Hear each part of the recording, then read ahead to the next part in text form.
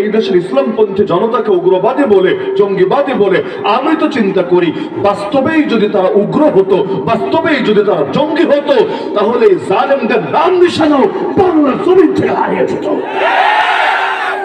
এখনো দেখেন না, আন্দোলন করতে গেলে শান্তিপূর্ণ অবস্থান, শান্তিপূর্ণ কর্মসূচি। আরে যারা আপনার জীবনটাকে জ্বালিয়ে ছেড়েছে ওদের জন্য শাস্তি না, শান্তি আর শান্তি আর শান্তি। তারপরও গালি দেয়, আবার উগ্র, গালি দেয় জঙ্গি। অথচ আল্লাহর কসম করে বলি, আমার এই দুই চোখ বাংলার জমিনে নাস্তিকরা যেই পরিমাণ উগ্রতা ছড়ায় ওই পরিমাণ। وبلغنا رسوله النبي الكريم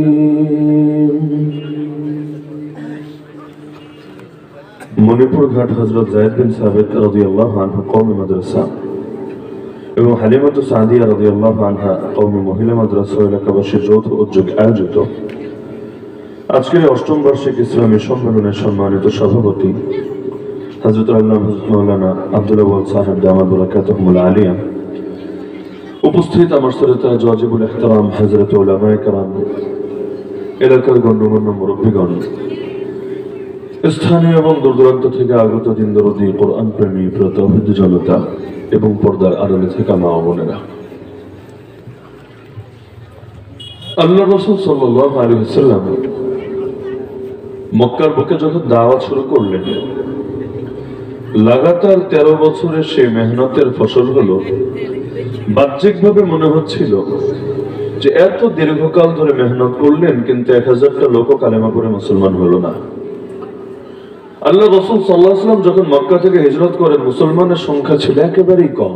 কোরআনে আল্লাহ স্মরণ করিয়ে দিচ্ছেন, ওয়াযকুরু ইয আনতুম কালীলুম মুস্তাদআফুনা ফিল আরদ, স্মরণ করো সেই সময়ের কথা যখন তোমরা ছিলে সংখ্যায় একেবারে স্বল্প আর পৃথিবীর মধ্যেও বড় দুর্বল। কারণ সংখ্যায় কম হওয়া ভিন্ন জিনিস আর শক্তিতে কম হওয়া ভিন্ন জিনিস। বাংলাদেশে যেমন সংখ্যায় তো আমরাই সবচাইতে বেশি, নাস্তিকরা তো আমাদের তুলনায় কিছুই না।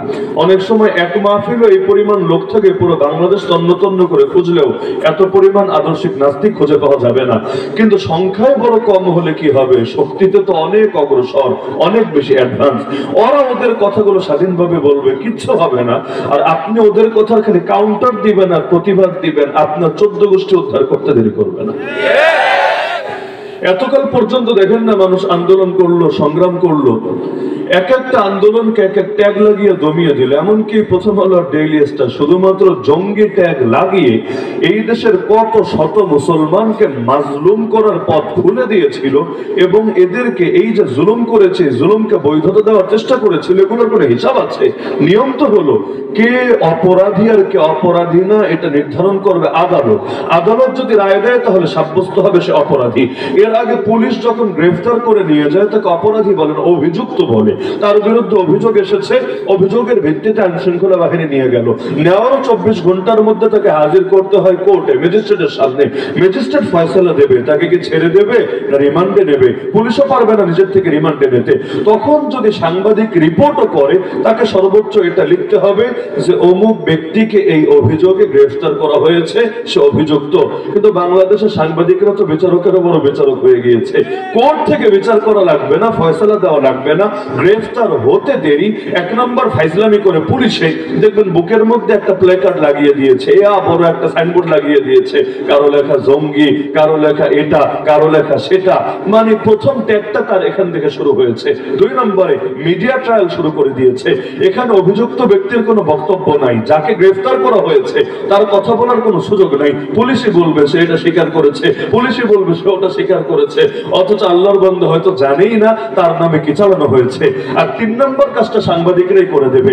তারা এই পরিমাণে এটার জন্য একটা ন্যারেটিভ প্রতিষ্ঠা করার চেষ্টা করবে। আরে বিচারক বাধ্য হবে এটার পক্ষে রায় দিতে, যদি না করে ওই বিচারকের 14 গোষ্ঠী উদ্ধার করে ছাড়বে। কোন যুগে বিএনপি করতো, কোন যুগে জামাত করতো, কোন যুগে শিবিরের সদস্য ছিল ইত্যাদি, দেখবেন 14 গোষ্ঠীর আমলনামা এনে হাজির করে দিয়েছে। এই যে জালেমরা বিভিন্ন ট্যাগ লাগিয়ে লাগিয়ে হাজার হাজার আলেম ওলামা হাজার হাজার তাওহীদ জনতার জুলুমের পথ খুলে দিয়েছিল, এই যে আলেমরা গ্রেফতার হয়েছিল এবং তাদের বিরুদ্ধে বিভিন্ন প্রোপাগান্ডা পুরো দেশ জুড়ে ছড়িয়ে গিয়েছিল, এগুলোর পেছনে মিডিয়াগুলোর অবদান নাই? এগুলোর পেছনে আইন শৃঙ্খলা বাহিনীর আইনের পোশাক পরে বেআইনি কাজ করে লোকগুলোর অবদান নাই? হাজারবার আছে। আরে ওরা তো গালি দেয়, উগ্রতা দ্বিতীয় কাউকে ছড়াতে কখনোই দেখে নাই। যদি দলগতভাবে কাউর উগ্র বলতে হয়, ওদের কেন সবার আগে বলতে হবে? ধর্মীয় উস্কানির কথা বলে খালি হুজুরদেরকে ধরে ধরে নিয়ে জেলে ভরবে, আর ওরা যা মনে চায় তা বলতে থাকবে, ওদেরকে কিচ্ছু বলা যাবে না, ওদেরকে ধরাও যাবে না, ছোঁয়া যাবে না। এই যে ইসকনের একটা বাংলাদেশের এক লোক আছে, কি যেন চিন্ময় কৃষ্ণ ব্রহ্মচারী, ওঠেন না, চিন্ময় কৃষ্ণ ব্রহ্মচারী, আজকে মনে হয় গ্রেফতার করেছে। এয়ারপোর্টে গিয়েছিল, পালাবে নাকি করবে আল্লাহ ভালো জানে, গ্রেফতার করে নিয়েছে। আমি দিল থেকে অনেকবার শুকরিয়া আদায় করেছি, আলহামদুলিল্লাহ আলহামদুলিল্লাহ আলহামদুলিল্লাহ। কেন? কারণ এই লোকের বিরুদ্ধে এমন আকাম মনে হয় কম আছে যেটার অভিযোগ নাই। মন্দিরের মধ্যে নিয়ে বাচ্চাদেরকে বলাৎকার করার পর্যাপ্ত অভিযোগও আছে, এগুলোর ভিডিও ভিকটিমরা পর্যন্ত বিভিন্ন সময় সাক্ষাৎকার দিয়েছে। আর কথায় কথায় বাংলাদেশে সব শেষ হয়ে গেল রে, হিন্দুদেরকে ধৈরা মাইরা হালাইলো রে, খাইতে হালাইলো রে, মানে এক এক সময় এমন আজিব আজিব তামাশা। কয়দিন আগে লালদিঘি ময়দানে পর্যন্ত সমাবেশ করে পুরো ইন্ডিয়ার দেখাতে চেয়েছে, দেখ দেখ বাংলাদেশের হিন্দুদের থাকার জায়গা নাই, আর এদের সব পুরায় শেষ করে দিল। এই যে সবাই একত্রিত হয়েছি, আমরা জাস্টিস চাই, আমরা ন্যায় বিচার চাই, আমরা এই চাই, আমরা সেই চাই, বহুত খেলা খেলেছে। এই দেশের মুসলমানদের ইজ্জতকে সারা দুনিয়ার সামনে কলঙ্কিত করেছে। দরকার তো ছিল বহুত আগে এদেরকে জিজ্ঞাসাবাদের আওতায় আনা, কারণ খালি হুজুররা কথা বললেই তাদেরকে ধরবা, খালি হুজুররা আন্দোলন করলেই তাদেরকে নিয়ে রিমান্ডে ভরবা, এটা তো হওয়া উচিত না। কেউ পাবে আর কেউ পাবে না, তা হবে না, তা হবে না। পেলে সবাই পাবে, না পেলে কেউ পাবে না, কাউকে পেতে দেওয়া হবে না। তো গ্রেফতার করেছে, ভালো কথা। আমি মনে করি সরকারের অনেকগুলো সফলতা থাকলে এর মধ্যে এটা একটা সফলতা যে তাকে গ্রেফতার করেছে। কিন্তু রাত এখনো পার হয় নাই, 5টা ঘন্টাও হয় নাই, ইতিমধ্যে বেচারাদের দলের লোকেরা ঠিকই আন্দোলনে নেমে গিয়েছে। আমাদের 1,500 আলেম 2-3 বছর জেলখানায় থাকলো, পাবলিক কয়বার রাস্তায় নামে, কিন্তু সংখ্যায় এত কম হওয়ার পরে, এতে আমার পয়েন্ট, সংখ্যায় এত কম হওয়ার পরও আরে 5 ঘন্টা লাগে নাই, তার আগেই রাজপথ গরম করে ফেলেছে। তার মানে সংখ্যায় কম হওয়া ভিন্ন জিনিস, আর শক্তিতে কম হওয়া ভিন্ন জিনিস। বাংলাদেশে সবচাইতে বড় দুর্বলতা আমরা, অথচ আমরা তো সংখ্যা লঘু না, সংখ্যা গরিষ্ঠ। সংখ্যা গরিষ্ঠ হওয়ার পরও আমাদের বাস্তবতা, স্বাধীনতার 53 বছর পর এসেও কাদিয়ানীদেরকে অমুসলিম ঘোষণা করাতে পারলাম না। নবীর পরে নবী নাই, সংসদে আইন চাই, একটা আইনকে পর্যন্ত বাস্তবায়ন করাতে পারলাম না। স্বাধীনতার 53 বছর পর এসেও আজ পর্যন্ত বেশ্যাখানাগুলোকে, পতিতালয়গুলোকে বন্ধ করতে পারলাম না। কত সরকার এলো আর গেল, কেউ পারলো না বেশ্যাখানার দুয়ারে তালা লাগাতে। কি জানি মধু আছে এর ভেতরে, কেউ রাজি না কোনোভাবে এগুলোর দরজায় তালা লাগাতে। অথচ এরাই বড় বড় গলায় লেকচার দেবে সকল ক্ষমতার মালিকরা কি জনগণ। তো জনগণের মত নিয়েছিল জীবনে? জনগণ কবেই পতিতালয় চেয়েছে, কবে? পুরো বাংলাদেশের 18 কোটি মানুষ যদি থাকে, এর মধ্যে 18 লাখ এমন দেখানো সম্ভব না যারা পতিতালয়ের পক্ষে মতামত দিয়েছে। আপনাদের কি ধারণা দেখানো সম্ভব? জিন্দেগিতেও না। পুরো বাংলাদেশ খুঁজলেও গুটি কয়েক হাউন আঙ্কেল পেলে পাওয়া যেতে পারে। এর বাইরে পতিতালয়ের পক্ষে ওপেনে মত দিবে এমন লোক খুঁজে পাওয়া সম্ভব না। তারপর এগুলোকে ঠিকই খুলে রেখেছে, মদের বারের লাইসেন্স দিয়েছে, দেশের অর্থনীতির মেরুদণ্ড সুদকে বানিয়েছে, আল্লাহর কোরআন আর নবীজির সুন্নাহকে সরিয়ে মানুষের বানানো আইনকে মানুষকে মানতে বাধ্য করেছে। মানে মানুষ যেটা বলবে সেটাই চূড়ান্ত। এখন সেটা যদি আল্লাহর কিতাবের সঙ্গে সাংঘর্ষিক হয়, আল্লাহর কিতাবটা বাদ যাবে, তারটা মানতে হবে। এই যে আলেম ওলামারা কোরআনের কথা বলে জেলে যায় কেন? অপরাধটা কোথায়? অপরাধ এখানে যে একটা হলো আল্লাহর আইন আর আরেকটা মানুষের আইন। আল্লাহর আইন বলতে গিয়া মানুষের আইনের বিরুদ্ধে যাবে কেন? যদি আল্লাহর আইন বলতে গিয়েও মানুষের আইনের বিরুদ্ধে যায়, তুমি যত বড় হুজুর হও, যত বড় শেখুল হাদিস হও, যত বড় মুফতি হও, যত বড় বক্তা হও, তোমার আর রেহাই নাই। তার মানে মানুষেরটা বেশি পবিত্র আল্লাহটার চাইতেও। আল্লাহটা বললে পাপ হবে, তো মানুষেরটার বিরুদ্ধে বলা যাবে না। নাউযুবিল্লাহ মিন যালিক। এই দেশে ওই যে টাকলা মোরাদ একটা ছিল, রাষ্ট্রধর্ম ইসলামকে সরানোর জন্য কি পরিমাণ কথাবার্তা বলেছে। অথচ এই যে রাষ্ট্রধর্ম ইসলামের বিরুদ্ধে এত কথা বলেছে, এটার জন্য কোনো মানহানি মামলা হয় নাই, কোনো রিমান্ড হয় নাই, কোনো জেল হয় নাই। কিন্তু আপনি ধর্মনিরপেক্ষতাবাদের বিপক্ষে 10টা কথা বলে দেখেন না, আপনার নামে ঠিকই মামলা হবে যে ছেলেটা মনে হয় জঙ্গিবাদে জড়িয়েছে, উগ্রবাদে জড়িয়েছে, সাম্প্রদায়িক উস্কানি দিচ্ছে। তার মানে ইসলামের বিপক্ষে বললে সমস্যা নাই, কিন্তু ওদের সেই সেকুলারিজম আর ধর্মনিরপেক্ষতাবাদের বিপক্ষে বললে আর রেহাই নাই। মানুষের দাম আল্লাহ চাইতে বাড়িয়ে দিয়েছে। এটাই তো হচ্ছে বাস্তবতা। সংবিধানে বিসমিল্লাহির রহমানির রহিম পর্যন্ত রাখা হচ্ছে না, এইটার মধ্যেও চুলকানি। অথচ কি আছে এখানে? বিসমিল্লাহির রহমানির রহিমের মধ্যে জিহাদ কই, উগ্রবাদ কই, মৌলবাদ কই, খেলাফত কই, দিন কায়েম কই, এগুলো তো বাহ্যিকভাবে কিচ্ছু দেখা যাচ্ছে না। খালি আল্লাহর নাম শুরু করছে, আল্লাহর নামে, যিনি পরম করুণাময়, যিনি চির দয়ালু, এটাও সহ্য হয় না। এমনকি নাস্তিকরা আল্লাহ শব্দটাও সহ্য করতে পারে না। ওরা বলে স্রষ্টা, স্রষ্টা বললে খুশি, আবার যদি প্রকৃতি বলেন আরো খুশি, কিন্তু আল্লাহ বলবেন সঙ্গে সঙ্গে নারাজ। আল্লাহ শব্দটাও সহ্য করতে পারে না। ওদের বহু নীতি থাকে, তো মুসলমানের বেলায় আসলে আর নীতির কথা মনে পড়ে না। এই যে ফেরাউন নবী মুসা আলাইহিস সালামের বিরুদ্ধে মৃত্যুদণ্ডের রায় দিল, কখন? যখন তার দুনিয়া জন্মই হয়নি। আরে বেটা, আগে দুনিয়া আসতে দিন, আসুক, বড় হোক, তারপর তার কাজ শুরু করুক। এরপর তুমি মৃত্যুদণ্ড দিবা না ক্রস ফায়ার দিবা, আয়না ঘরে নিবা না কি করবা, পরেরটা পরের আলাপ। যেই বাচ্চা দুনিয়াতে আসলোই না, সে অপরাধ করলো কবে? অপরাধ যদি নাই করে তাহলে রায় দেয় কিভাবে? তো একাকে না, ওই বছর যতগুলো ছেলে সন্তান জন্মগ্রহণ করবে সবাই মৃত্যুদণ্ডের রায় দিয়ে রেখেছে। যদিও বাংলায় বলে রাখে আল্লাহ মারে কে? আল্লাহ তাআলা সে নবী মুসা আলাইহিস সালামকে দুনিয়াতে পাঠালেন। খালি পাঠালেন না, তার ঘরেই বড় করলেন। শুধু বড়ই করলেন না, পরবর্তীতে আবার বিয়ে শাদী করে তিনি এসে তার সামনে দাঁড়িয়ে দাওয়াত শুরু করলেন। শুধু দাওয়াত শুরু করলেন না, এই ফেরাউন যখন তার পিছু পিছু ধাওয়া করলো, আমি তো এটাই ভেবে পাই না, ফেরাউন নবী মুসাকে চ্যালেঞ্জ মনে করতো মূলত তার গদির জন্য। মূল কাহিনী গদি, বাকিগুলো মিছে অজুহাত। যেমন সে যুক্তি দিয়েছিল, কোরআনে আছে, ওয়াকালা ফিরআউন যারুনি আকতুল মুসা ওয়ালিয়াদউ রাব্বা। আল্লাহ বলেন যে ফেরাউন বলেছিল তোমরা ছাড়ো আমাকে, আমি মুসাকে হত্যা করে ফেলবো। সে তার রবকে ডাকুক, দেখি তার রব তাকে আমার হাত থেকে বাঁচাতে পারে কিনা। কেন হত্যা করব? সে যুক্তি দিচ্ছে, ইন্নী আখাফু, নিশ্চয়ই আমি ভয় পাচ্ছি। আমি মানে আমি না, ওই ফেরাউনের কথা আল্লাহ উল্লেখ করছেন। সে বলল আমি ভয় পাচ্ছি। কি ভয়? দুইটা। এক নম্বর, আইয়ুবাদদিলা দীনাকুম, নবী মুসা তোমাদের ধর্মকে বিকৃত করে দেবে, ধর্মের অপব্যাখ্যা করবে, ধর্মকে পরিবর্তন করে দেবে। এটা শুনলে আমার বড় মায়া লাগে যে নবী মুসা আলাইহিস সালাম নাকি ধর্মের অপব্যাখ্যা করবে আর ফেরাউন ধর্মকে সুরক্ষা দেবে।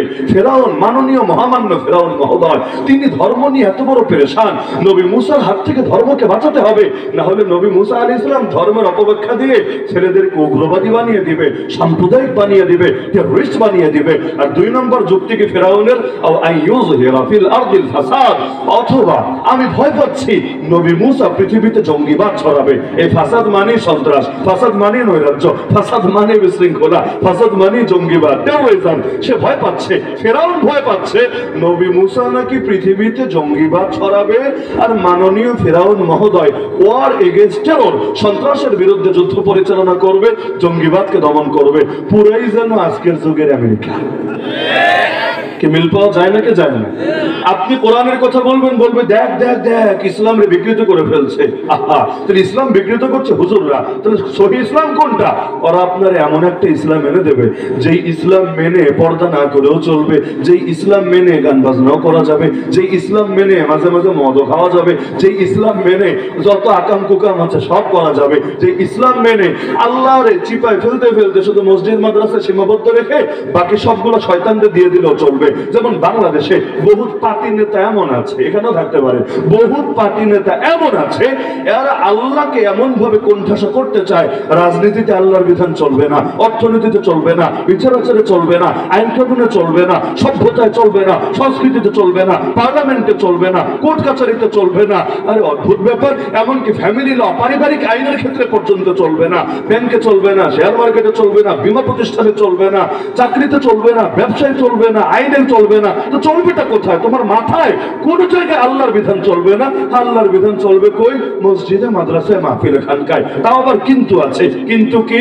মাহফিলেও যা মনে চায় বলতে পারবেন না, আল্লাহ বললেই মুখ দিয়ে উচ্চারণ করা যাবে না, আগে শুনে নিতে হবে আল্লাহর এই কথাটা বললে আল্লাহর দুশমন খুশি কিনা। যদি আল্লাহর দুশমন খুশি হয় তাহলে বলা যাবে, আর যদি আল্লাহর দুশমনের কলিজায় লাগে, মন ভাঙা আর মসজিদ ভাঙা সমান, সুতরাং কারো মন ভাঙা যাবে না, সবার মন ঠিক ঠিক রেখে রেখে কথা বলতে হবে। মসজিদের মধ্যে ইমাম সাহেব বয়ান করবে, সেখানেও স্বাধীন না। ইমাম মানে নেতা, কিন্তু বাংলাদেশে ইমাম মানে হইল সভাপতি আর সেক্রেটারির কর্মচারী। এখন সভাপতি আর সেক্রেটারি যা বলবে ইমামকে তা করতে হবে। যদি বলে হুজুর এই বিষয়ে বয়ান করা যাবে না, তিনি বয়ান করতে পারবেন না। এমনকি যদি বলে হুজুর মাজলুম উম্মতের জন্য দোয়া করতে পারবেন না, ফিলিস্তিনিরা মরলে মরুক, আপনি দোয়া করতে পারবেন না, কাশ্মীরিরা মরলে মরুক, তাদের নাম মুখে আনতে পারবেন না, না হলে ছেলেপেলেরা মিসগাইড হতে পারে, না হলে টেরোরিজম ছড়ায় যেতে পারে, না হলে এক্সট্রিমিজমে ছেলেরা দীক্ষিত হয়ে যেতে পারে, সুতরাং এগুলো মুখে আনতে পারবেন না। তারপরও যদি তিনি ওদের সাথে বেয়াদবি কইরা মুখে নিয়ে আসেন, জুমা পড়াতে দেরি, বলবে হুজুর আসরের সময় আপনার ছায়াও যাতে আর না দেখি। নদীর পরের বাড়ি যেমন অস্থায়ী, এই আছে তো এই নাই। গাভিন গাই মানে তার বাচ্চা ডেলিভারির সময় হয়েছে, এটাও অস্থায়ী, কখন যে বাচ্চা ডেলিভারি দিবে তার কোনো গ্যারান্টি নাই। ইমাম সাহেবদের খেদমতের হালতটাও হলো এরকম, কখন যে আছে আর কখন যে নাই এর কোনো রুলসও নাই, এর কোনো নীতিমালাও নাই। সকালে আছে, বিকালে নাই, বিকালে আছে, রাতে নাই। এমনকি 6 মাসের বেতন বাকি, তাও বলার সুযোগ নাই। কার কাছে বলবে? বললে উল্টা ট্যাগ লাগায় দিবে হুজুরের কাঁধে। আর হুজুরের নামে যদি কোনো অভিযোগ তোলে, পাবলিক মহা খুশি, অত যাচাই বাছাইয়ের সময় নাই, আগে এটা প্রচার করে নেবে। এজন্য মিডিয়া হুজুরদেরকে নিয়ে আলাদা একটু মজা পায়, আলাদা মজা পায়। দেখবেন এদেরকে নিয়ে বলতে গেলে সেই রকম রসিয়ে রসিয়ে বাড়িয়ে বাড়িয়ে বলে। সবচাইতে বেশি হলো তথ্য সন্ত্রাস করে। আমি তো মনে করি অস্ত্রের সন্ত্রাসের চাইতে ভয়ঙ্কর সন্ত্রাসের নাম তথ্য সন্ত্রাস। যে তথ্য সন্ত্রাসগুলো এই মিডিয়ারা এই উম্মার ওলামায়ে কেরামের শানে নিয়মিতই করে থাকে। এদের তথ্য সন্ত্রাসের কারণে পরবর্তীতে সরকারে যারা থাকে তারা এই আলেমদেরকে গুম করতে পারে, খুন করতে পারে, ক্রসফায়ার দিতে পারে, এক্সট্রা জুডিশিয়াল কিলিং করতে পারে, তাদেরকে নিয়ে আয়না ঘরে ভরে আসতে পারে। আরে কাজ তো বাস্তবায়ন করে সরকারে থাকা লোকেরা, কিন্তু এর পথ খুলে দেয় এই তথ্য সন্ত্রাসে লিপ্ত থাকা হলুদ মিডিয়া। এজন্য যেই ফেরাউন নবী মুসা জন্মের আগে তার মৃত্যুদণ্ডের রায় দিতেন, কোন জবাবদিহি করে নাই, কোন যুক্তি আলাদা করে দেখায় নাই। তার দেশে সেই রাজা স্বৈরাচার, তার আবার যুক্তি কি আর জবাবদিহি কি? কে তারে প্রশ্নের আওতায় আনবে? তো ওই সময় যুক্তি দেওয়ার প্রয়োজন মনে করে নেই, এখন বড় হওয়ার পর মারবে, এখন যুক্তি দিচ্ছে। অথচ এখন যুক্তি না দিলেও চলবে। ফেরাউন যুক্তি না দিলে কে প্রশ্ন করবে তারে? প্রশ্ন করতে দেরি আল্লাহর জায়গা থাকবে না। ওই কিম জং উনরে না দেখেছেন, ফেরাউন তো আর দেখেন নাই। মানে এইরকম দুনিয়ায় বর্তমান জামানায় যদি আধুনিক রাষ্ট্র ব্যবস্থা এসে এমন রাষ্ট্র থাকতে পারে যেখানে প্রেসিডেন্টের বিপক্ষে কথা বলা যাবে না, এমনকি সৌদি আরবে পর্যন্ত ইতিমধ্যে 1,500-এর বেশি আলেম কারাগারে পৌঁছে গড়ে মরছে। কেন? কারণ তারা রাষ্ট্রের এবং সরকারের বিভিন্ন কর্মকাণ্ড নিয়ে প্রশ্ন তুলেছে। কাবার ইমাম পর্যন্ত গ্রেফতার হয়েছে, এমন নজির আছে। অপরাধ কি? অপরাধ হলো তিনি তার ভাষণে, তার খুতবার মধ্যে সরকারের কোন অনইসলামী সিদ্ধান্তকে চ্যালেঞ্জ করেছে। ওগুলো দেখলে মাঝে মাঝে মনে হয় আলহামদুলিল্লাহ, আল্লাহ অন্তত আমাদেরকে এই রকম হালত থেকে কিছুটা নিরাপদে রেখেছে। পাকিস্তানে কয়েকজন আলেম স্বাভাবিকভাবে মরতে পারে, বেশিরভাগ বড় বড় আলেমের নামের আগে দেখবেন শহীদ বলা লাগে। একটু ইতিহাস পড়ে দেখেন, বেশিরভাগ বড় বড় আলেমের নামে শহীদ বলা লাগে। কেন? কারণ কাউরে শিয়ারা মেরে ফেলেছে, শিয়ারা বেশি মারে সবচেয়ে, কাউকে কাদিয়ানি মেরেছে, কাউকে গরম সুন্নি বেদাতিরা মেরেছে, এক একজনকে এক এক দল মারে। আলহামদুলিল্লাহ সুম্মা আলহামদুলিল্লাহ, বাংলাদেশে মাইকে যতই গালিটালি দেয়, ওয়াহাবি হারেজি এই সেই যত গালিটালি দেয়, আলহামদুলিল্লাহ সুম্মা আলহামদুলিল্লাহ, অন্তত গুলি তো করে না। করবে কিভাবে? জিনিসপাতি নাই, থাকলে এই দেশেও গুলি করতো। কারণ এই দেশে আলেমরা হলো সবার চোখের কাঁটা। আরে একদল বলবে, আরে অদ্ভুত ব্যাপার এটা। একদিকে দেখেন, আমি নাম বলতে চাই না, একটা গোষ্ঠী আছে তারা বলবে আলেমরা হলো বেদাতি, আর একদিকে যারা বেদাতি তারা আবার আলেমদেরকে বলবে এই আলেমরা হলো ওয়াহাবি খারেজি। মানে এই কুল ঠেলবে ওই কুলে, ওই কুল আবার ঠেলে দিবে এইদিকে। দিন শেষে আলেমরা আসলে কার? এই দলের না ওই দলের? কারণ সবাই মিলে ঘুমায় গালি দিতে থাকবে। অপরাধ এটাই, কেন সে আলেম হয়েছে। হিজবুত তাওহীদের দাওয়াত দেখেন, ওদের দাওয়াতের মূল ফোকাসই হলো এখানে যে আলেম ওলামাকে আগে সরাতে হবে, উম্মতকে এদের থেকে বিচ্ছিন্ন করতে হবে। আলেম মানেই নাকি ধর্ম ব্যবসায়ী, আর হিজবুত তাওহীদের কর্মী মানেই হলো খাঁটি ধার্মিক ব্যক্তি। হিজবুত তাওহীদে ঢুকবেন একেবারে এমন এক মেশিন, একদিক দিয়ে ঢুকবেন আর একদিক দিয়ে বাইর হবেন, খাঁটি ধার্মিক ব্যক্তিতে পরিণত হবেন। আর কওমি মাদ্রাসায় পড়বেন, পরে আলেম হবেন, ব্যাস কিছু করেন বা না করেন ধর্ম ব্যবসায়ী। এই গালিটা আপনার কপালে জুটবেই জুটবে, এতে আপনার ব্যাকগ্রাউন্ড কি কোনো কিছু যাচাই করবে না। এমনকি আলেম ওলামারা আগে মেহনত করে করে অনেকের তাবলীগে পাঠাইতো। আমরা নিজেরা দেখেছি, আমাদের আমাদের উস্তাদরা পর্যন্ত কত মানুষকে ধরে ধরে তাবলীগের মেহনতে বাড়াইতো। কেন? কারণ যাতে করে আম মানুষ সহজে ইসলামটা শিখতে পারে। তাবলীগের সবচাইতে বড় সুবিধার একটা সুবিধা তো এটা, মানুষের দিলের মধ্যে একটা ইশক, একটা মহব্বত ঢুকায় দেয়। সে বুঝতে শিখে যে আমাকে কিছু শিখতে হবে, আমাকে কিছু জানতে হবে। ফাজাইলে ইলম শিখতে থাকে তালিমের হালকায় বসে, এবং সে গুরুত্ব অনুভব করতে থাকে মাসাইলে ইলম আমাকে শেখার জন্য উলামায়ে কেরামের কাছে গিয়ে গিয়ে ঈমান, আকীদা, প্রতিটা জিনিস, মাসালা মাসাইল সব শিখতে হবে। আল্লাহর কি কুদরত! সারা জীবন মানুষ গর্ব করত যে তাবলীগকে নিয়ে, এখন সেই তাবলীগের মধ্যে পর্যন্ত নাম হয়ে গেছে উলামা বিদ্বেষী, এমন মানুষও তৈরি হয়ে গেছে। উলামা বিদ্বেষী বললেই যে ওই সার্কেলের প্রতিটা ব্যক্তি আলাদা ইন্ডিভিজুয়াল ভাবে উলামা বিদ্বেষী, আমি এই দাবি করছি না, এটা করা উচিত না, কিন্তু তাদের অনেকের মধ্যেই যে ব্যাধিটা আছে, যারা স্বার্থের প্রয়োজনে আলেমদের পিটাইতেও পারে, যারা স্বার্থের প্রয়োজনে তালিবুল ইলমের মাথাও ফাটায় দিতে পারে, যারা স্বার্থের প্রয়োজনে জীবনে আন্দোলন সংগ্রাম করুক না করুক, আল্লাহর নবীরা গালি দিলেও তাদের কোনো আলাদা দলীয় শিরোনামে অ্যাক্টিভিটিস থাক বা না থাক, তো নিজেদের স্বার্থের প্রয়োজনে সেগুলো করতে জানে, এমন নজির তো দেখাই যাচ্ছে। হ্যাঁ, আমি এই দাবি করি না যে হাতের 5 আঙ্গুল সমান, তাদের মধ্যে এমন কেউ থাকতে পারে, অবশ্যই থাকতে পারে, যারা হয়তো দিল দিয়ে, মন দিয়ে, প্রাণ দিয়ে আলেমকে ভালোবাসে, কিন্তু ভালোবাসলেও সে এমন একটা পক্ষকে অবলম্বন করে যেই পক্ষ ইতিমধ্যে আলেম ওলামা ভার্সেস তারা এইরকম সাংঘর্ষিক একটা অবস্থানে দাঁড়িয়ে গিয়েছে। নাউযুবিল্লাহ মিন যালিক। তাহলে ফেরাউন এত সুন্দর যুক্তি দিল, কষ্ট পাচ্ছেন নাকি আমার কথা? কষ্ট পেলেও কিছু করার নেই, কষ্ট পেলে আমি ক্ষমা চাই না। কেন? কারণ আমি কষ্ট পেলে বলি, যদি কেউ কষ্ট পান আর কি, তাহলে বলবো আপনি আপনার ইমানটারে শুধরায় নেন, আমার কি করে আছে। ইমানে যদি ভেজাল থাকে কষ্ট লাগতেই পারে। আমার কথা এমন যেখানে কষ্ট থাকবেই থাকবে, তবে ভালো মানুষের জন্য না, একটু অন্য টাইপের মানুষের জন্য। যেমন সাংবাদিকরা ইদানিং প্রশ্ন করে ইসলামী নেতা পেলেই, হুজুর আপনারা ক্ষমতায় আসলে কি হাত কেটে দেবেন? আপনারা ক্ষমতায় আসলে কি পাথর মেরে হত্যা করে ফেলবেন? কমন, আপনি একটু অনলাইনে নজর রাখলেই দেখবেন এই প্রশ্নগুলো প্রায় ইসলামী বরেণ্য রাজনীতিবিদদেরকে করা হচ্ছে। আমারও তো করেনি, আলহামদুলিল্লাহ, ওদের কপাল ভালো। করলে আমি উল্টা প্রশ্ন ছুড়ে দিতাম, আচ্ছা হাত কাটা হবে কি হবে না পরের আলাপ, আপনি ভয় পাচ্ছেন কেন সেটা বলেন দেখি।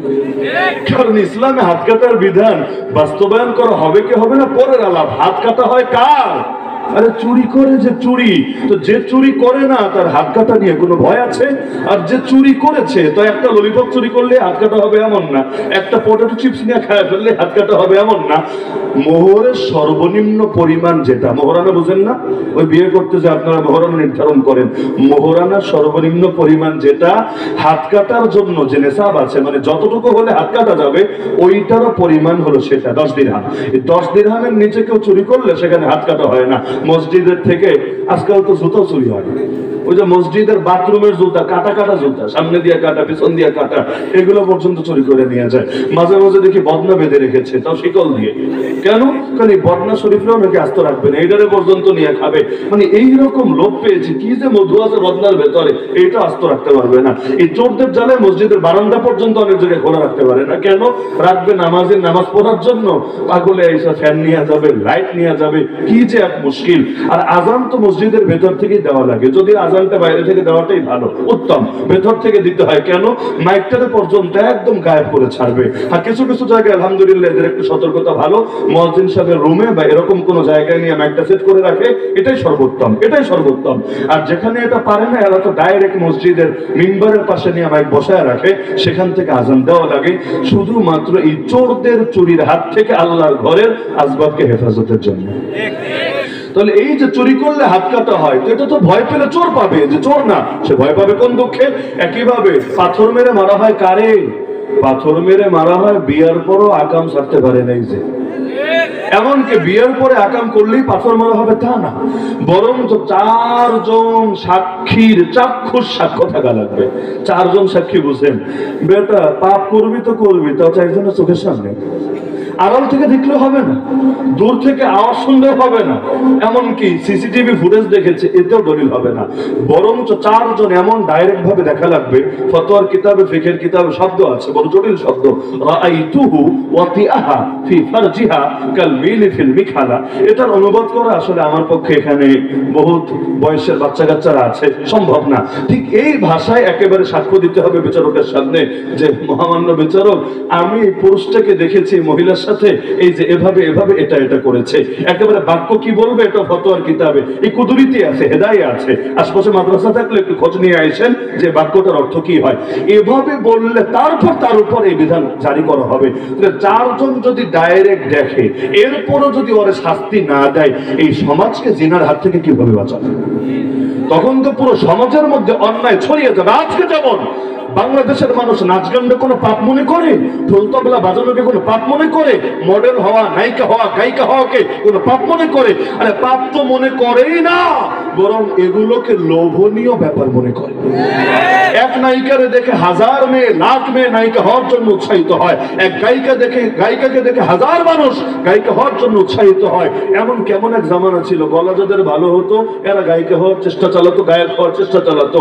ওই যুগ শেষ, এখন গলা টলা লাগবে না, বরঞ্চ কিছু কথা কবিতার মতো কি কি নাম টাম দিয়েছে, সব নামও বুঝি না, মানে কোন রকম তার একটা দিয়ে বলতে পারলেই হলো, তাহলে আপনি গায়ক, তাহলে আপনি গায়িকা। মানে সমাজের কাউরে বাদ রাখবে না, সবাইরে নিয়ে হারামে লিপ্ত করে ছাড়বে। যেমন ব্যাংকে সুদ খাওয়ায়, এটা মোটামুটি সবাই জানে। অধিকাংশ ব্যাংকে তো সুদের উপর চলে। এখন কয়জনের ব্যাংক অ্যাকাউন্ট আছে আসলে সমাজে? আগের চাইতে বেশি আছে, তাও সবার তো নাই, কিন্তু সবাইরা তো সুদ খাওয়াতে হবে। কেমনে খাওয়াবে? এখন বিকাশের মধ্যে পর্যন্ত সুদ ঢুকায় ছেড়েছে। বিকাশে যদি ম্যানুয়ালি সুদ অফ না করেন, কাস্টমার কেয়ারে কল দিয়ে সুদ অফ না করেন, আপনার বিকাশেও কয় মাস পর সুদ আসে। কত টাকা আসে জানেন? 4 আনা, 8 আনা, 1 টাকা, 1.5 টাকা, এইরকম বিশাল বিশাল অ্যামাউন্ট। মানে যেটা দিয়ে একটা ললিবাবু কিনা খেতে পারবে, কামের কাম কিচ্ছু হবে না। তারপর আপনার সুদখোর বানায়া ছাড়বে, আপনার রক্তের সঙ্গে সুদ মিশায়া ছাড়বে, আপনিও যাতে জাহান্নামী হন, গজবে পড়েন, এই রাস্তা খোলার ব্যবস্থা করে ছাড়বে। একটা মানুষকে বাদ রাখবে না যেই মানুষের গায়ে সুদের ছোঁয়া লাগবে না।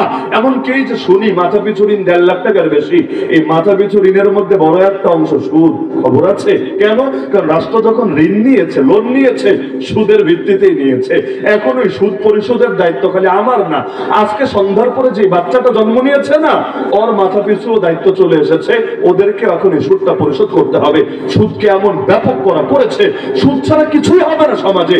দিনকে দিন তো এই যে ক্রেডিট কার্ড, এই সেই, এগুলোকে এমন ভাবে প্রমোট দেওয়া হচ্ছে যেন আগামী বাংলাদেশকে ক্যাশলেস সোসাইটি বানাতে পারে। সবাই যাতে সুদখোর হয়, সুদের ভিত্তিতে চুক্তি করে। আমেরিকায় একটা বাসা ভাড়া নিতে যান, আপনার যদি ক্রেডিট কার্ড থাকে আলাদা করে সিকিউরিটি মানিও লাগবে না, টেনশনও লাগবে না, অ্যাডভান্স লাগবে না, আপনার এমনি বিশ্বাস করে সুন্দর মতো ভাড়া দিয়ে দিবে। আর না হলে এত পরিমাণ অ্যাডভান্স চেয়ে বসবে, আপনার কিডনি একটা বেচা লাগবে, ওরে সিকিউরিটি মানি দিয়া ওরে খুশি করতে চাইবে। সুদ খান সহজ। বাংলাদেশে বহুকাল ধরে টাকা জমায় জমায় গাড়ি একটা কেনেন, গাড়ি কিনতে দেরি, দেখবেন দুদকের মাথা গরম হতে দেরি না। কি রে, গাড়ি কেনার টাকা বইল কই? গাড়ি কি জেনাতেন ব্যাপার? তাহলে মনে হয় ব্যাপার স্যাপার আছে। আপনার কোনো ব্যাপার নাই, আপনার সাদা টাকা, কালা টাকা না। তারপর আপনার নিয়ে মিছে মিছে বিভিন্ন টাইপের প্রশ্ন, বিভিন্ন টাইপের সন্দেহ আপনার উপর ফেলা হবে। আর যদি আপনি হলে জবাব দেন, না স্যার আমি তো ব্যাংকে লোন নিয়ে কিনেছি, বাস্তবে আপনার কালা টাকার অভাব নাই। বহুত বাংলাদেশে এমন কোটিপতি আছে, আর টাকার অভাব নাই, তারপরও ব্যবসা করে, তারপরও গাড়ি কেনে, তারপরও প্লট কেনে, তারপরও ফ্ল্যাট কেনে ব্যাংকের লোন নিয়ে। কেন? শুধুমাত্র প্রশাসনিক ঝামেলা, দুর্নীতি দমন কমিশনের ঝামেলা এড়ানোর জন্য। যদি খালি বলতে পারেন আমি তো ফকির রে ভাই, আমি মিসকিন, এই দেখ লোন নিয়ে ঋণ নিয়ে খাই, এক জায়গা থেকে ঋণ নিয়ে চলি, আর এক জায়গা থেকে টাইনা বা ঋণ পরিশোধ করি, বলবে মাশাআল্লাহ বাবা, আপনার মতো হুজুরই তো দরকার, আপনি আসলে সচেতন নাগরিক, আপনার টাকা একদম পিওর টাকা। মানে ভালো থাকতে চাইলে ভালো থাকতে পারবেন না, আর ওদের সঙ্গে তাল মিলান, আপনারা ভালো বলতে দেরি করবে না। এই যে দেখেন না, এখনো পর্যন্ত বাংলাদেশের অধিকাংশ মানুষ ভাবে আল্লাহর নবী এবং সমস্ত নবীদের ওয়ারিসরা রাষ্ট্র পরিচালনা করার যোগ্যতা রাখে না। রাষ্ট্র পরিচালনার যোগ্যতা রাখে কারা? রাষ্ট্র পরিচালনার যোগ্যতা রাখে মমতাজ খালারা, রাষ্ট্র পরিচালনার যোগ্যতা রাখে ফেরদৌসের মতো নায়করা, রাষ্ট্র পরিচালনার যোগ্যতা রাখে সারা জীবন যারা ক্রিকেট খেলেছে, খেলাধুলাই যাদের পেশা, খেলাধুলাই যাদের নেশা, জীবনে রাজনীতি রও করে নাই, পাবলিকের সাথেও মেলামেশা করে নাই, পাবলিক কিভাবে সামাজিক সমস্যা হ্যান্ডেল করা লাগে কিচ্ছু বোঝে না, খালি পারে চাইর মারতে আর ছক্কা মারতে। ধৈরাই না এমপি বানায় দেওয়া হবে এক লাফে, কপাল খুলে গেলে মন্ত্রীও বানায় দিতে হতে পারে, এই লোকগুলো রাষ্ট্র পরিচালনার যোগ্যতা রাখে। এমনকি যে এখন তো মোস্তফা সরোয়ার ফারুকের মতো লোকেরা নিয়েও উপদেষ্টা বানানো হয়েছে। কি যোগ্যতা আছে উপদেষ্টা হওয়ার জন্য? সারা জীবন যদি এমন হতো তার পলিটিক্যাল ব্যাকগ্রাউন্ড আছে, পলিটিক্স করে করে এসেছে, জাতির এখন ভালো নেতৃত্ব দিতে পারে, হ্যাঁ তার একটা ব্যাপার ছিল, এমন না। মানলাম যে না, তার অতীতে অবদান না থাকলেও গণ অভ্যুত্থানে এই জুলাই আন্দোলনে তার ব্যাপক অবদান ছিল, এমন হলেও মানা যেত। কেন?